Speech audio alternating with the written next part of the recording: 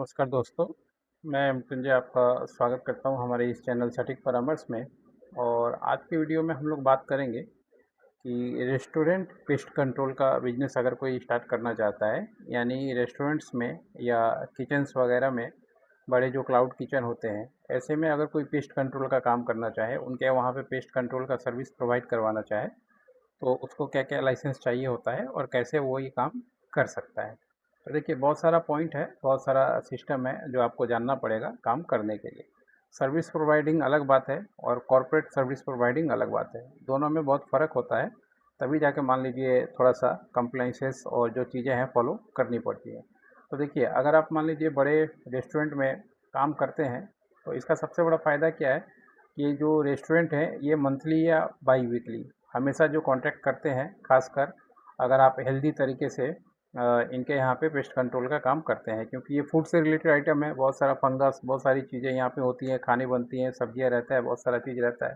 तो इसमें ये थोड़ा ज़रूरी होता है। तो इसलिए बहुत सारे रेस्टोरेंट हैं, जैसे 3 स्टार होटल हो गए, 5 स्टार होटल हो गए, बाकी जो अच्छे पॉपुलर होटल हैं, ये सारे लोग ये सर्विस लेते हैं। क्योंकि अगर ये सर्विस नहीं लेंगे और अपने खुद से अपने यहाँ पे सेटअप करेंगे या मान लीजिए कोई आदमी रखेंगे, तो उनका खर्चा बहुत होगा और पता नहीं कि वो आदमी स्पेशलाइज्ड हो या ना हो इस काम के लिए, ये भी थोड़ा गारंटी नहीं है। तो सर्विस भी हो सके तो ठीक ठाक नहीं मिल सकती, इसलिए ये लोग हमेशा जो है इस तरीके के काम करवाते हैं। तो अगर आपको मान लीजिए ये काम चालू करना है, तो आपका लीगल स्ट्रक्चर क्या होना चाहिए? सबसे पहले मान लीजिए अगर आप ये काम चालू कर रहे हैं, तो आपको 2-3 चीज़ें जानना चाहिए। या तो फिर आप पार्टनरशिप कंपनी बनाएँ या एलएलपी कंपनी बनाएँ या प्राइवेट लिमिटेड कंपनी बनाएँ। अगर आपको बी टू बी काम करना है, क्योंकि मान लीजिए बी टू बी काम में क्या है, वो आपसे पूछेंगे भी, देखेंगे भी, जानने की भी कोशिश करेंगे कि किस तरीके से मान लीजिए आप काम करते हैं।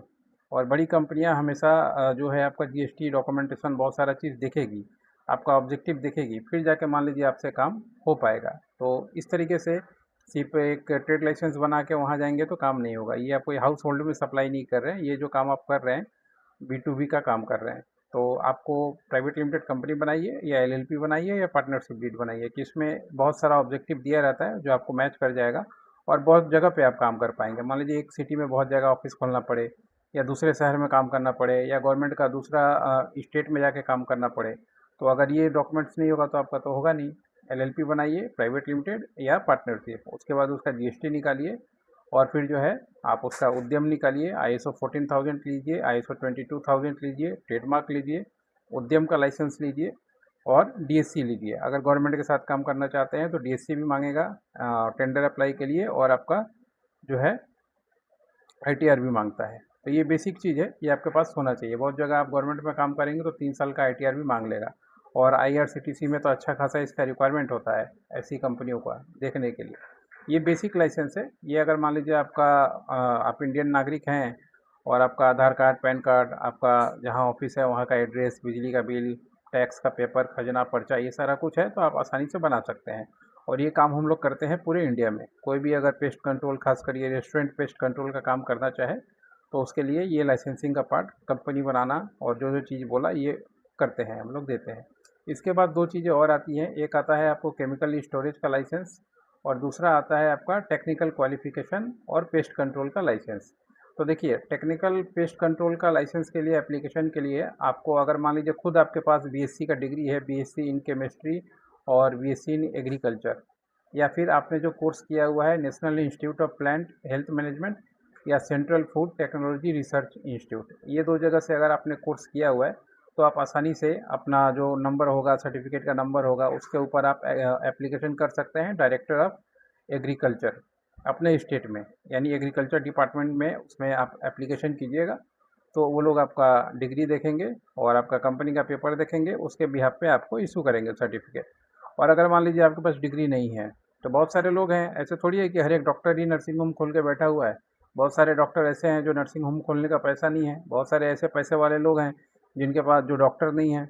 अब जो लीलावती हॉस्पिटल है, रिलायंस का है, तो मुकेश अंबानी या उनके घर में थोड़ी कोई डॉक्टर है, उन्होंने डॉक्टर हायर किया है। तो इसी ये में भी सेम प्रोसेस चलता है। अगर मान लीजिए आपके पास ये एग्रीकल्चर का डिग्री नहीं है, तो क्या इसका मतलब आप ये बिजनेस नहीं करेंगे? नहीं, ऐसा नहीं हो सकता। आप किसी को हायर कर लीजिए, जैसे बी फार्मा में होता है, जिसने अगर मान लीजिए एग्रीकल्चर में किया हुआ है बीएससी या केमिस्ट्री किया हुआ है या ये NIPH से किया हुआ है या CETR से किया हुआ है लाइसेंस, अगर उसके पास डिग्री है तो आप उसको अपने यहाँ पे जॉब पे रखिए, 1 साल का एग्रीमेंट कीजिए, उसका उसका NOC लीजिए, उसी का पेपर जो है आप आगे जमा कीजिए डिपार्टमेंट ऑफ एग्रीकल्चर में, डायरेक्टर ऑफ एग्रीकल्चर में।